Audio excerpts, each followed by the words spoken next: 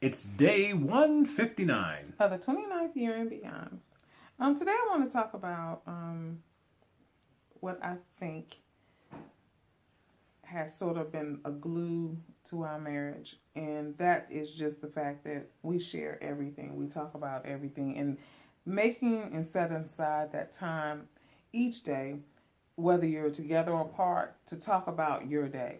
And in reading Becoming by Michelle Obama, she talks about her and Barack and how they always have this time every day and how he would make it to dinner, every day as much as he could. But they always had this time where they sat down and they talked about their day and the different nuances of their day. And no matter how small it may seem, every detail is important. And I've come to realize that over the years that even the tiniest little things, some things that I left out, was probably could have been detrimental to our marriage.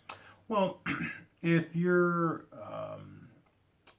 if you're in a situation where one spouse is leaving earlier than the other, or you're spending a great deal of your time apart during the day because of your different responsibilities, I just think it's really, really beneficial to be able to unpack the day and, being able to share your highs, share the lows, those things that made you chuckle, those things that just really sent you on cloud nine, but those things also that may have challenged you, those things that may have caused you some pain or suffering.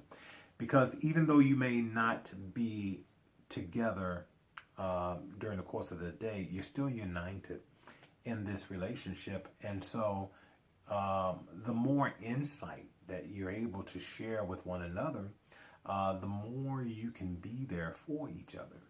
Yeah, because if you're going to, say for instance, if you're going to a job every day and you are miserable, completely miserable, but you're not telling your spouse, you're coming home and acting like everything's okay, and but eventually you get to a point where you just can't take it, and then all of a sudden you say, okay, I can't do this, and I'm walking away from this job. It could making hundreds of thousands or even billions of dollars, and then they're like, well, wait a minute, I thought you loved what you did. But had you been sharing that information along the way, they would be somewhat prepared for what's coming, or maybe even encourage you to go in a different direction. Well, but if you really are communicating well, you will still be communicating well without the verbal. And so I believe that there's no way you could be you. Speaking about us, that you could be miserable on your job or in any other situation, and I did not know about it. Right. But we're not talking about us, are we? I was going to say,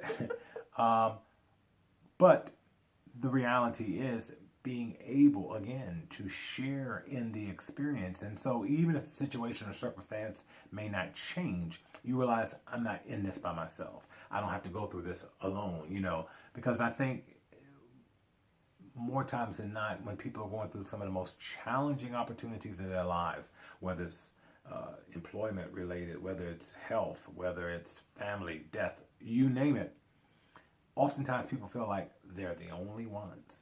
And so the fact that you're on this journey together, you need to be reassured that you're not the only one, even if it's not happening directly to your spouse or impacting them directly.